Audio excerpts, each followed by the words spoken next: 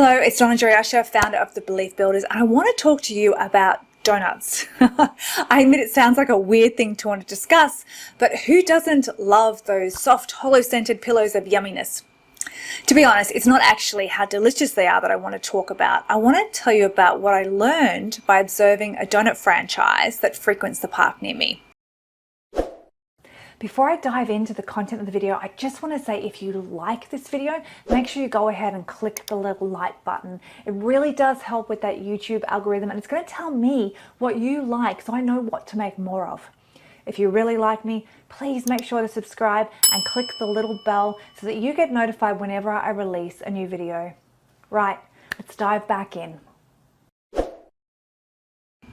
You see, this donut company has a pretty well knotted out niche. They are vegan, gluten and nut free, and they are really, really delicious. They first showed up last year when I was a gluten-free vegan, so I was extremely excited to be able to partake of their doughy goodness on a Sunday morning walk. So you can imagine my disappointment after a couple of weeks of OMG donuts to look forward to, they weren't there. And then every weekend turned into every second weekend, which transformed to every second Sunday. And now I frankly have no freaking idea whether they are going to be there or not. So they decided after just a few short weeks at the park that it just wasn't working. There weren't enough people to make it worthwhile. Meanwhile, there are a lot of people who religiously show up to that park on the weekend, and a whole heap more who would make the extra effort to come if OMG Donuts were a draw card for them. The problem is that they never took the time to build their audience. They were not consistent in showing up for long enough to let more and more people know they were there. They were not dependable. So now they do not have a dependable customer base at that destination. You see, always successfully building a business that requires a captivated audience comes back to being consistent. So let's look at another example, that of a real estate agent. If you look at any truly successful estate agent, you will see someone who showed up time and time again. Rain, hail or shine, they were there, door knocking, pamphlet dropping, meeting people, handing out their cards, and generally becoming known as the real estate agent for that area. It could take years for someone to want to sell their house, so they have to put in those years of effort to be the person who has developed the know, like and trust so they can consistently have houses on their books. Dentists, lawyers, accountants, they don't build big businesses overnight. And yet for some reason when we get to the online space, we expect to be able to be an overnight success. We look at those people that appear to be, and we don't realize the years of hard work that they put in to get to where they are right now. We try something for a few weeks, and when we aren't earning six figures yet, we decide it's stupid and that we need a different tactic. When in reality, what we need is a long-term strategy which sees us showing up for long enough with enough value that we're the person that is thought of when our dream client finally decides they need help. So let's take my podcast as an example.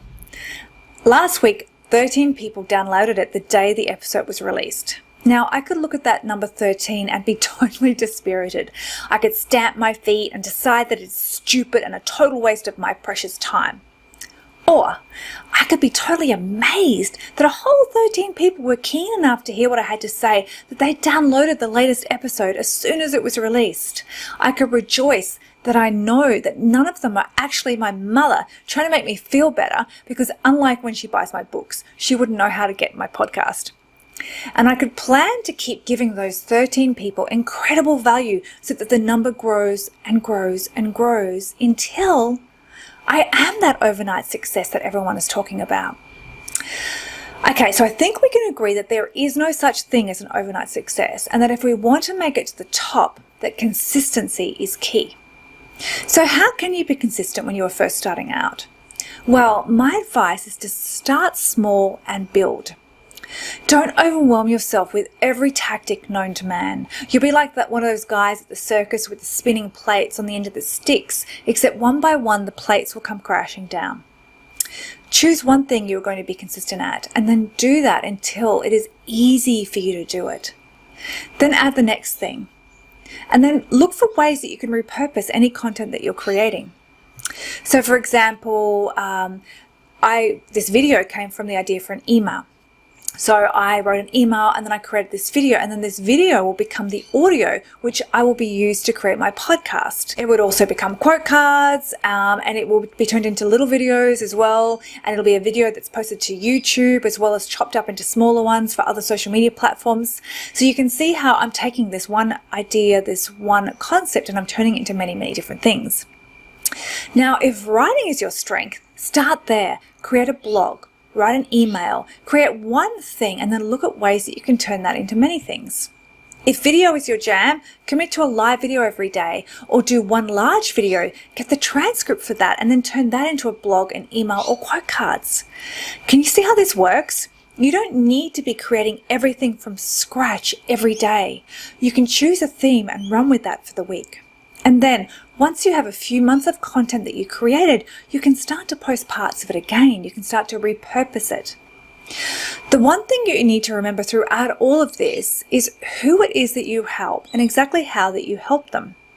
You just want to be speaking to them and giving them value, and then don't forget to give them calls to actions within what you're creating. So start small, then build up the layers of your activity and create a system that you can hand off to someone else to do for you once you get to the point where you no longer have the time.